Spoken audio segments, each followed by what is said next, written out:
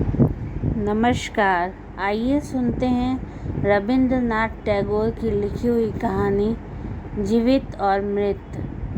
रविंद्रनाथ टैगोर की ये कहानी बहुत ही मार्मिक है, तो इसमें आगे बढ़ने से पहले प्लीज़ मेरे चैनल को ज़रूर सब्सक्राइब कर लीजिए और बेल आइकन को प्रेस कर दीजिए ताकि आने वाली कहानियों की नोटिफिकेशन आपको मिलती रहे। तो चलिए शुरू करते हैं। जीवित और मृत। जमींदार शारदा शंकर के परिवार के साथ उनके रानी घाट स्थित बड़े से घर में रह रही विधवा कादम्बिनी का अब कोई निकट संबंधी नहीं बचा था। एक एक करके सब मर गए थे। उसके पति के परिवार में भी कोई ऐसा नहीं था जिसको कि वह अपना कह सके, या जिसका कोई पति या बच्चा हो सिवाय एक छोटे बच्चे के, जो कि कादम्बिनी उसके पति के बड़े भाई का बेटा था। वो कादम्बिनी की आंख का तारा था। उस बच्चे की माँ उसके जन्म के पश्चात बहुत बीमार पड़ गई थी, इसलिए उसका पालन पोषण उसकी काकी कादम्बिनी ने किया था। जब कोई किसी और के बच्चे को इतने लाड़ प्यार से पालता है तो उनके बीच में केवल एक ही संबंध रह जाता है, और वह है प्रेम का संबंध। उस संबंध में अधिकार या सामाजिक नियम कोई मायने नहीं रखते। प्रेम को कोई किसी कानूनी दस्तावेज के द्वारा प्रमाणित नहीं कर सकता, और न ही स्वयं प्रेम की यह अभिव्यक्ति होती है। प्रेम केवल और प्रगाढ़ ही हो सकता है, क्योंकि यही इसका रूप है। कादम्बिनी ने अपने कुंठित वैधव्य का सारा प्यार इस बच्चे पर अर्पित कर दिया था कि सावन की एक रात कादम्बिनी की अकस्मात मृत्यु हो गई। किसी अज्ञात कारणवश उसकी हृदय गति रुक गई। हर जगह समय अपनी गति से चलता रहा, परंतु इस एक छोटे से प्यार से परिपूर्ण हृदय में इसकी घड़ी की सुई चलनी बंद हो गई। इस मामले को पुलिस की निगाह से दूर वो चुपचाप रखने के लिए जमींदार के घर के 4 ब्राह्मण कर्मचारियों ने उसके शव को जला दिया। रानी घाट में शमशान घाट बस्ती से बहुत दूर एक निर्जन स्थान पर था। वहाँ एक पानी की नाद के किनारे एक झोपड़ी, उसके बगल में एक विशाल बरगद के वृक्ष के अतिरिक्त कुछ और नहीं था। इस चांद को वहाँ बहुत समय पहले बहने वाली एक नदी, जो कि अब सूख गई थी, के सूखे हुए हिस्से को खोदकर बनाया गया था। वह स्थानीय लोग इस नाद को नदी की एक पवित्र धारा मानकर पूजते थे। ये 4 लोग शव को झोपड़ी के अंदर रखकर चिता के लिए लकड़ी के पहुंचने की प्रतीक्षा करते हुए बैठे थे। लंबी प्रतीक्षा के बाद वे व्याकुल होने लगे। वह उनमें से 2 व्यक्ति निताई और गुरुचरण बाकी दोनों व्यक्तियों विधु और बनमाली को शव की देखरेख करता हुआ छोड़कर बाहर ये देखने गए कि लकड़ी के आने में इतना विलंब क्यों हो रहा है। वो एक बरसात की काली घटाओं वाली रात थी। आकाश में काले बादल घुमर रहे थे और तारे दिखाई नहीं दे रहे थे। झोपड़ी में 2 लोग चुपचाप बैठे थे। उनमें से एक के पास उसकी चादर में लिपटी हुई माचिस व मोमबत्ती थी, लेकिन वे इस ठंडी हवा में माचिस जला नहीं पाए। इसके साथ साथ लाई हुई लालटेन का तेल भी खत्म हो गया था।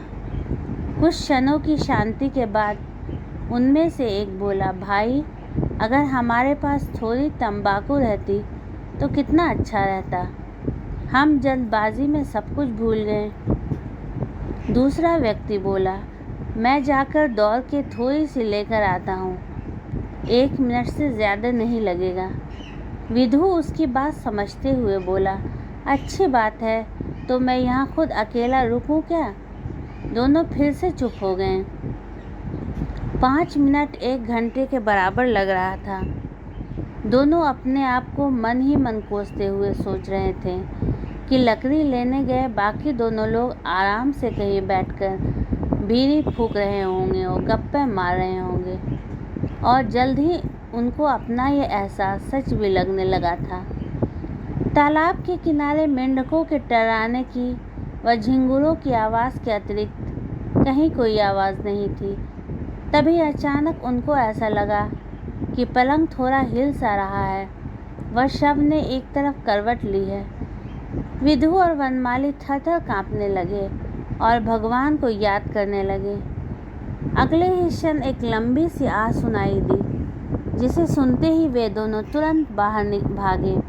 वह गांव की ओर दौड़ने लगे। कुछ मील दौड़ने के बाद वे रास्ते में बाकी दोनों साथियों से मिले, जो हाथों में लालटेन लिए हुए थे। उन दोनों ने सच में बीड़ी फूंकी थी और उनको लकड़ी के बारे में कुछ अता पता नहीं था। उन्होंने झूठ बोलते हुए कहा कि लकड़ी कट रही है और थोड़ी देर में पहुंचने वाली है। तब विधु और वनमाली ने उनको झोपड़ी में जो हुआ कह सुनाया। निताई और गुरुशरण बोले कि ये सब बकवास है। उन दोनों को अपनी जगह छोड़ के भागने के लिए फटकारने लगे। वे चारों तुरंत शमशान घाट की झोपड़ी की तरफ लौटे। अंदर जाकर देखा कि पलंग खाली था और लाश का कोई अता पता नहीं था। वे एक दूसरे की तरफ घूरने लगे। क्या ये भेड़ियों का काम हो सकता है? लेकिन यहाँ तो वो कपड़ा भी नहीं था जिससे उन्होंने लाश को ढका था। झोपड़ी के चारों तरफ ढूंढने पर उन्होंने दरवाजे के पास मिट्टी में कुछ ताज़ा और छोटे पद चिन्हों को देखा, जो कि किसी औरत के प्रतीत होते थे। अब समस्या ये थी कि ये बात जमींदार को कैसे बताई जाए। जमींदार शारदा शंकर मूर्ख नहीं थे, जो कि भूत की बात का विश्वास कर ले। लंबे विचार विमर्श के बाद उन्होंने सोचा कि वे कहेंगे कि उन्होंने शव की अंत्येष्टि कर दी है। सूर्योदय के समय जब कुछ व्यक्ति लकड़ी लेकर आए, तो इन चारों ने उनसे कह दिया कि देर हो जाने की वजह से उन्होंने झोपड़ी में रखी लकड़ी से ही शव दाह कर दिया। उन लोगों को इस बात पर शक करने का कोई कारण नहीं था। एक शव कोई ऐसी बहुमूल्य वस्तु तो है नहीं जिसे कोई चुरा ले।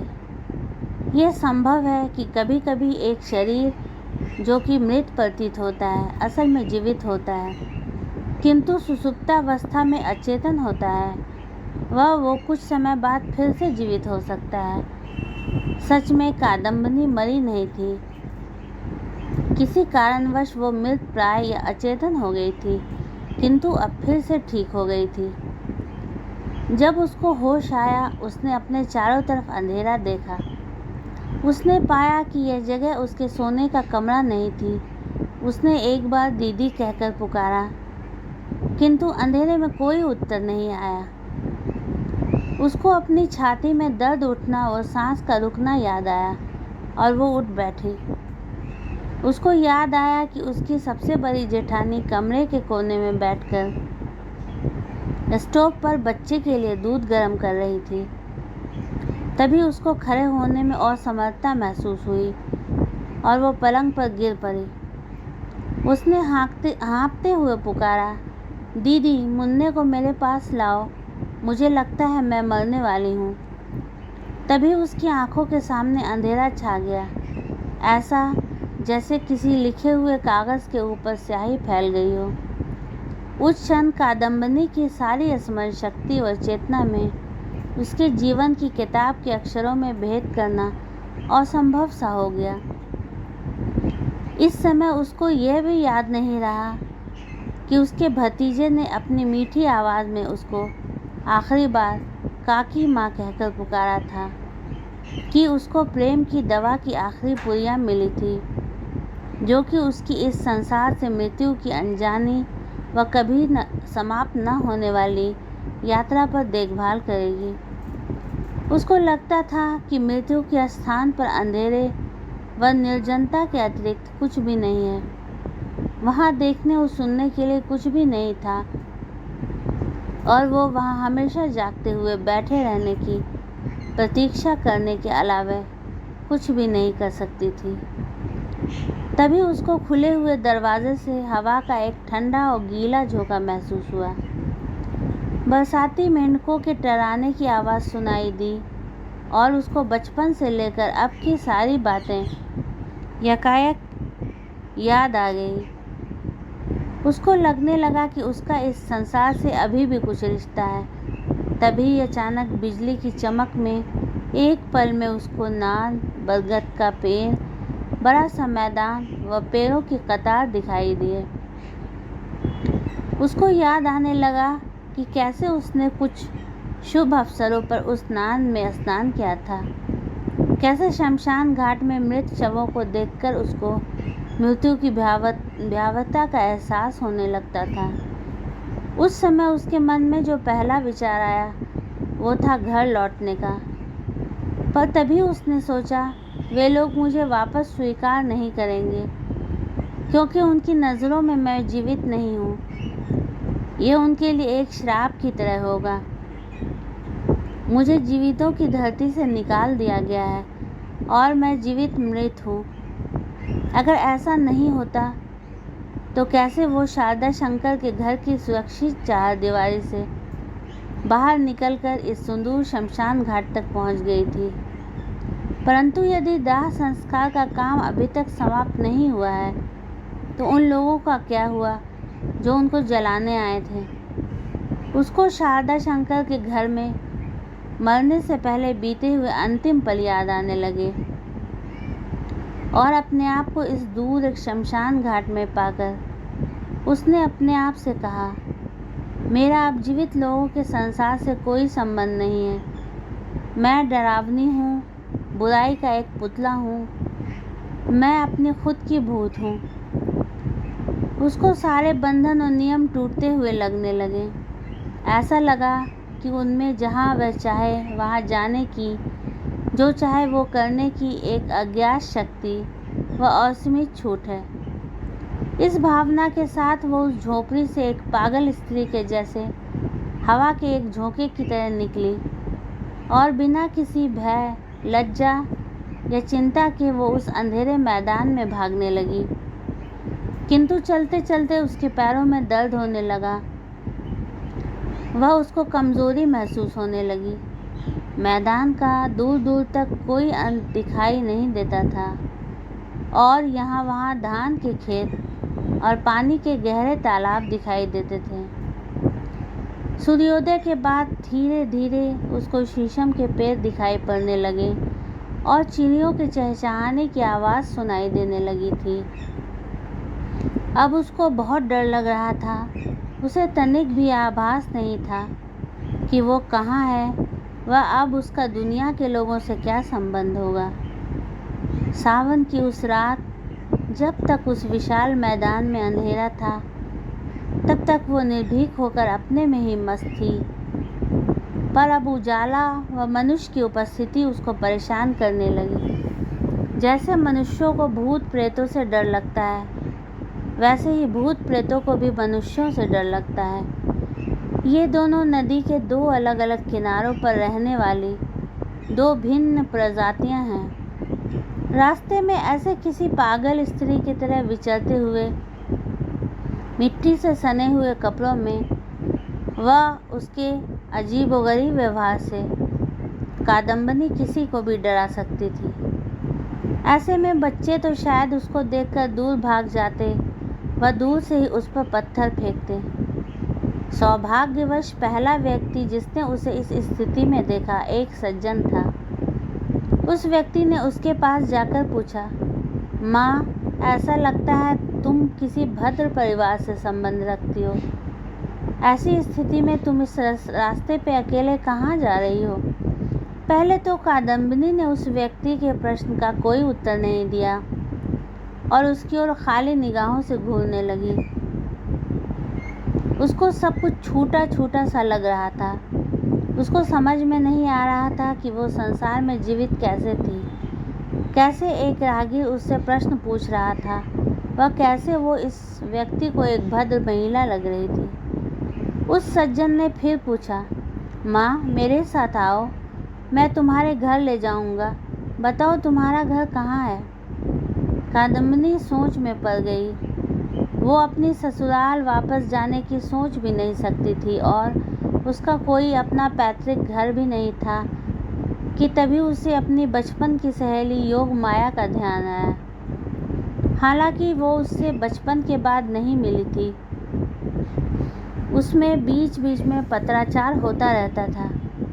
कभी कभी उनमें इस बात पर ज़रूर प्रतियोगिता होती थी कि उनमें से कौन एक दूसरे को ज़्यादा प्यार करता है। कादम्बिनी का कहना था कि वो योग माया से ज़्यादा किसी चीज़ को प्यार नहीं करती थी, और योग माया का कहना था कि कादम्बिनी उसके प्यार को ठीक से समझ नहीं पाती थी। पर उन दोनों को यह मालूम था कि अगर दोबारा मौका मिला तो दोनों एक दूसरे का साथ नहीं छोड़ेंगी। मैं निशिंतपुर में श्रीपति चरण बाबू के घर जा रही हूँ, कादम्बिनी ने उस सज्जन से कहा।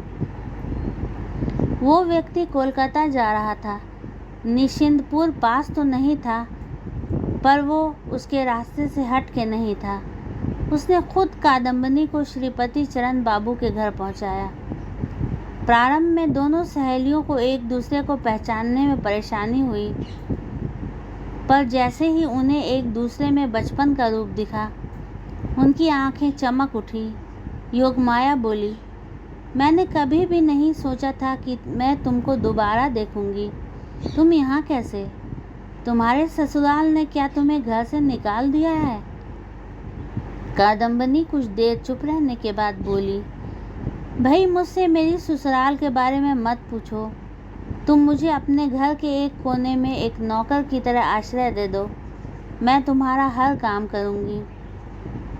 योगमाया ने कहा, अरे वाह, तुम मेरी नौकरानी कैसे हो सकती हो? तुम तो मेरी सहेली, मेरी बहन जैसी हो।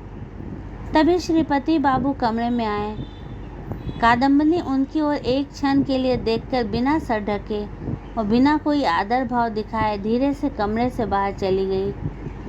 योगमाया ये सोचकर कि कहीं श्रीपति बाबू उसकी सहेली के अभद्र व्यवहार से गुस्सा न हो जाएं, उनसे माफ़ी मांगने लगी।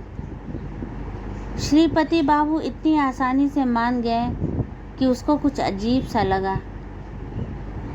हालांकि कादम्बिनी ने अपनी सहेली के घर का काम संभाल लिया था, पर वो उसके साथ घनिष्ठ नहीं हो पाई। उनके बीच में मृत्यु की एक दीवार थी। यदि कोई व्यक्ति खुद पर संदेह करने लगता है या अपने बारे में ही सावधान रहता है, तो वो किसी और के साथ घनिष्ठ नहीं हो सकता है। कादम्बिनी को ऐसा लगता था कि योगमाया, उसका घर और पति किसी और संसार के हैं। वो सोचती थी वे लोग प्यार, कर्तव्य और भावनाओं से परिपूर्ण एक संसार में रहते हैं और मैं खाली छाया हूँ।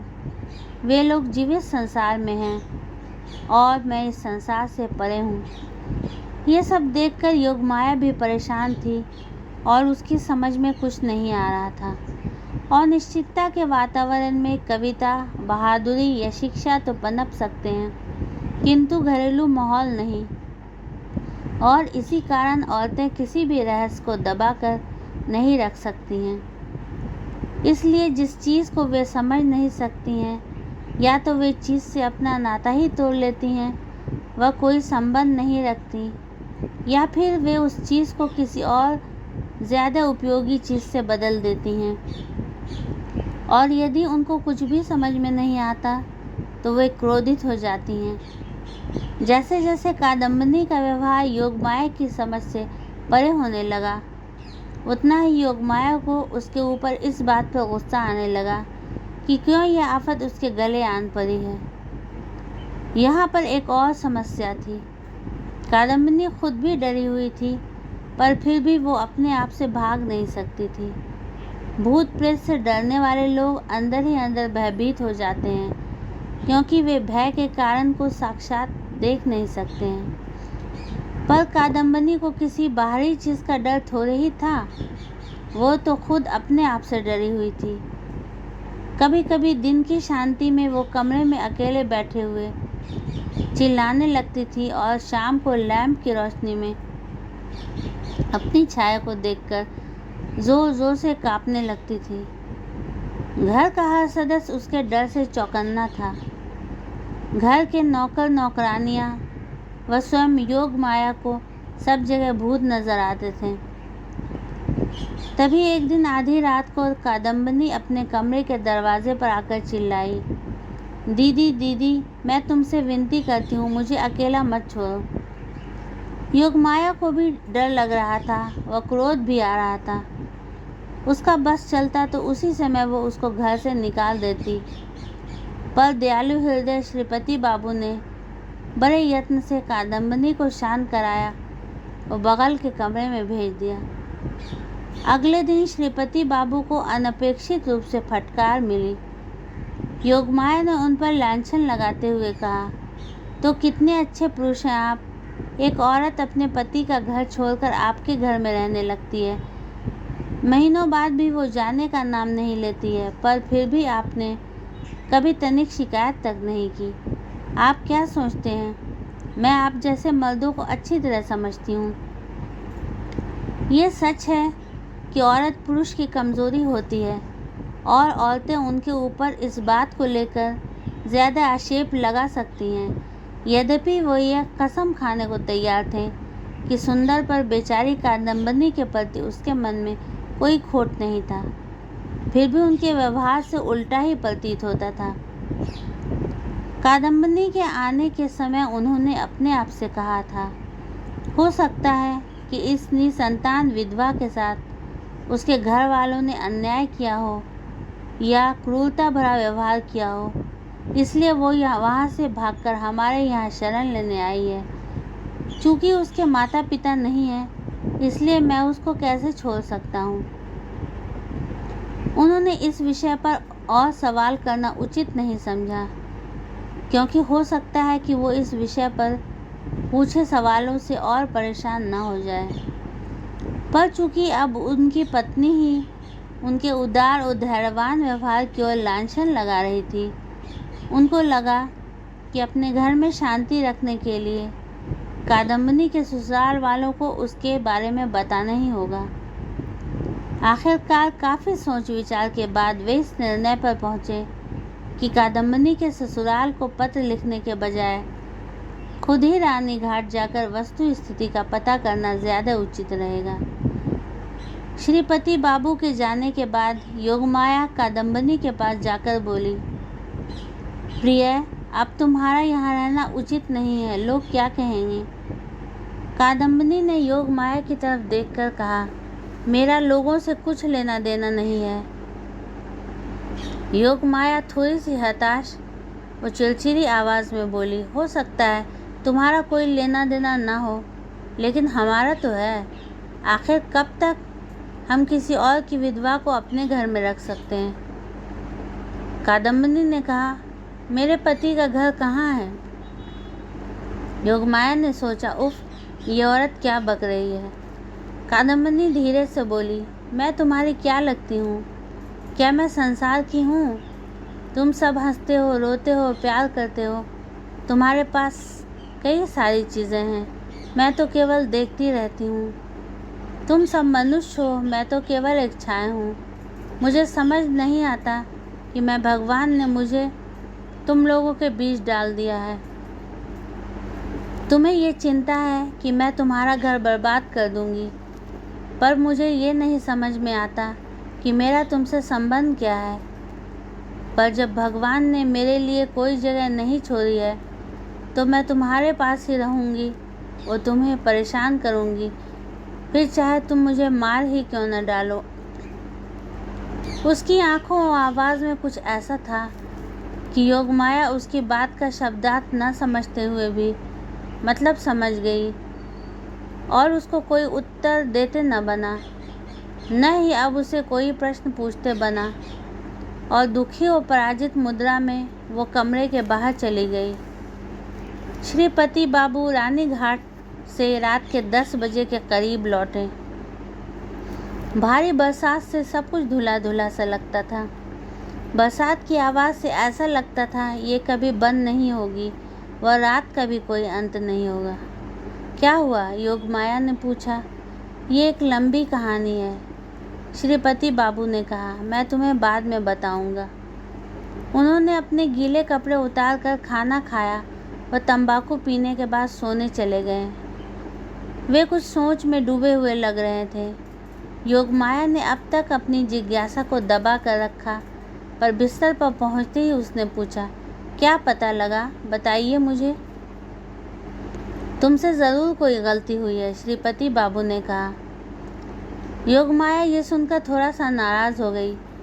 औरतें कभी गलतियां नहीं करती हैं, और अगर वो करती भी हैं तो आदमियों के लिए उसका जिक्र न करना ही उचित है। बात को ऐसे ही जाने देना चाहिए।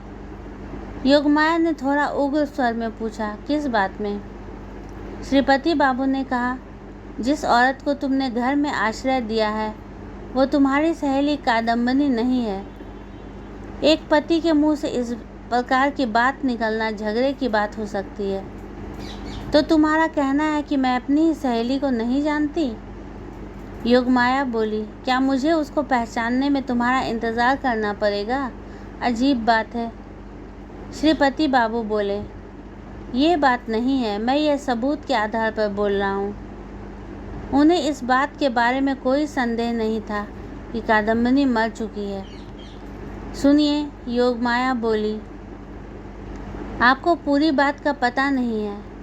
आपने जो भी जहाँ से भी सुना है सही नहीं है। वैसे भी आपसे जाने को किसने कहा था?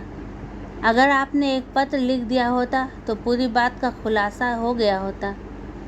अपनी पत्नी के अविश्वास को देखकर श्रीपति बाबू ने सारे सबूतों को पूरी तरह से समझाने का प्रयास किया, किंतु असफलता ही हाथ लगी। वे दोनों थोड़ी देर में बहस करने लगते थे, लेकिन दोनों ही इस बात पर सहमत हो गए कि कादम्बनी को घर से तुरंत निकाल देना चाहिए, क्योंकि श्रीपति बाबू का ये विश्वास था कि उनकी अतिथि उन लोगों के साथ छल कर रही है, और योगमाया का यह मानना था कि वो अपने घर से भाग कर आई है। पर बहस के दौरान उनमें से कोई भी अपनी बात से हटने को तैयार न था। वे ज़ोर ज़ोर से बोलने लगे, इससे अनजान की कादम्बनी बगल के कमरे में थी। एक आवाज़ आई, ये बहुत ख़राब बात है, जो भी हुआ मैंने अपने कानों से सुना था। दूसरी चिल्लाने की आवाज़ आई, मैं ये कैसे मान लूँ, मैं उसको अपनी आँखों से पहचान सकती हूँ। आखिरकार योगमाया बोली, ठीक है, ये बताइए कि कादम्बनी कब मरी थी? वो सोच रही थी कि कादम्बनी के लिखे हुए पत्रों की तारीखों से वो श्रीपति बाबू को गलत सिद्ध कर देगी, पर उसने पाया कि कादम्बनी श्रीपति बाबू को बताई गई तारीख के ठीक एक दिन बाद उसके घर आई थी। योगमाया को अपना हृदय जोर से धड़कते हुआ लगने लगा, और श्रीपति बाबू भी थोड़ा असहज महसूस कर रहे थे। तभी अचानक उनके कमरे का दरवाज़ा खुल गया और ठंडी हवा से उनके कमरे का लैंप बुझ गया। उनका कमरा ऊपर से नीचे तक बाहर के अंधेरे से भर गया। तभी कादम्बनी उनके कमरे के अंदर आकर खड़ी हो गई। सुबह का करीब 2:30 बज रहा था और बाहर मूसलाधार बरसात हो रही थी। सखी, कादम्बनी बोली, मैं तुम्हारी कादम्बनी हूँ, पर मैं जीवित नहीं हूँ, मैं मृत हूँ। यह सुनकर योगमाया डर के मारे चिल्ला पड़ी, पर श्रीपति बाबू की भी ज़बान बंद हो गई। पर यह बताओ कि मृत होने के अलावा मैंने तुम्हारा और कौन सा नुकसान किया है? यदि मेरे पास इस समय इस संसार में रहने के लिए कोई और जगह नहीं तो मैं कहाँ जाऊँ? और तभी वो ऐसे चीखी जैसे बरसात की इस रात में वो भगवान को नींद से जगाना चाहती हो। बताओ, कहाँ जाऊँ मैं? ऐसा कहने के बाद दोनों पति पत्नी को भौचक्का छोड़कर कादम्बनी या तो एक ठिये की खोज में या किसी और संसार की ओर चली गई। ये कहना मुश्किल है कि कादम्बनी रानी घाट कैसे पहुंची। पहले तो वो अपने को किसी को दिखाए बिना एक दिन तक एक खंडरनुमा मंदिर में बिना खाए पिए पड़ी रही। बरसात की इस शाम के समय जब अंधेरा जल्दी हो जाता है और गांव के लोग तूफान के डर से अपने घरों में चले गए, कादम्बनी सड़क पर फिर से प्रकट हुई। जैसे जैसे उसकी ससुराल पास आने लगी, उसका दिल जोरों से धड़कने लगा। पर उसके सिर पर नौकरानियों की तरह लंबा सा घूंघट डाल लिया और दरबानों ने उसको अंदर जाने से नहीं रोका। बीच में बरसात और तेज हो गई और हवा प्रचंड वेग से बह रही थी। शारदा शंकर की पत्नी, जो कि घर की मालकिन थी, उसकी विधवा जेठानी के साथ ताश खेल रही थी और बुखार से पीड़ित छोटा बच्चा शयन कक्ष में सो रहा था। कादम्बनी सबकी नज़र बचाकर शयन कक्ष में पहुंची। ये कहना असंभव है कि वो ससुराल वापस क्यों आई थी। शायद उसको खुद इस बात का पता नहीं था, पर शायद वो बच्चे को दोबारा देखना चाहती थी। उसके बाद उसको नहीं पता था वो कहाँ जाएगी या उसका क्या हाल होगा। लैंप की रोशनी में उसने एक कमज़ोर और दुर्बल से छोटे से बच्चे को मुट्ठी बांधकर सोते हुए देखा। बच्चे को देखकर उसकी ममता की प्यास फिर से जाग उठी कि कैसे वो बच्चे को हर दुर्भाग्य या विपदा से बचाने के लिए उसको एक आखिरी बार अपनी छाती में भींच लेना चाहती थी। तभी उसने सोचा, जब मैं यहाँ नहीं रहूँगी तो इसकी देखभाल कौन करेगा। इसकी माँ को तो सहेलियों के साथ ताश खेलना, गप्पे मारना पसंद है।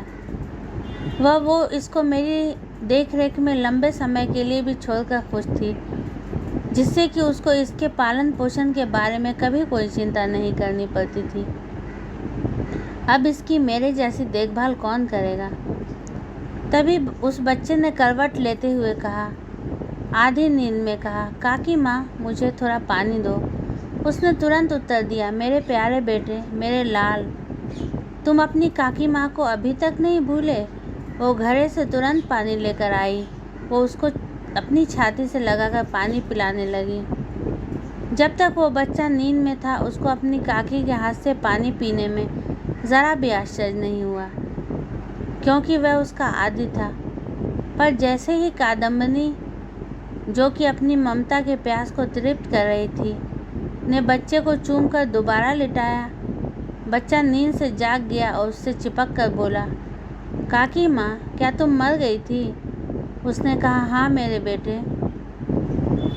तो तुम वापस कैसे आई? तुम दोबारा तो नहीं मरोगी। जब तक कि वो कोई उत्तर दे, हंगामा मच गया, क्योंकि एक नौकरानी, जो अपने हाथ में एक कटोरा लेकर आई थी, चिल्लाते हुए बेहोश होकर गिर पड़ी। उसकी चीख सुनकर शारदा शंकर की पत्नी ताश फेंककर तुरंत दौड़े दौड़ी आई। कादम्बनी तो कमरे में खड़ी एकदम जर हो गई थी। वो भागने और कुछ बोलने में असमर्थ थी। ये सब देखकर बच्चा भी डर गया। उसने सिसकते हुए कहा, काकी माँ, आपको जाना चाहिए। कादम्बनी को आज पहली बार लगा कि वो मरी नहीं थी। ये पुराना घर, घर की हर चीज़, बच्चा, उसका प्यार, ये सब कुछ ही तो उसके लिए समान रूप से जीवित थे, और उन सबके और कादम्बनी के बीच अब कोई फासला न था। जब तक वो अपनी सहेली के घर में रही, वो अपने को मृत महसूस करती रही। ऐसा लगता रहा जैसे कि वो औरत जिसे उसकी सहेली जानती थी मर चुकी थी। पर अब उसने अपने भतीजे के कमरे में महसूस किया कि उसकी काकी माँ कभी मरी नहीं थी। दीदी, वो टूटे से स्वर में बोली, आप मुझसे डर क्यों रही हैं? देखिए, मैं जैसी थी वैसी ही हूँ। उसकी जेठानी अपने को संभाल न सकी और गिर पड़ी। अपनी बहन से यह समाचार पाकर शारदा शंकर बाबू खुद अंदर गए। वो हाथ जोड़कर गिड़गिड़ाते हुए बोले, भाभी, आपका यह करना उचित नहीं है। सतीश हमारे परिवार का इकलौता बच्चा है।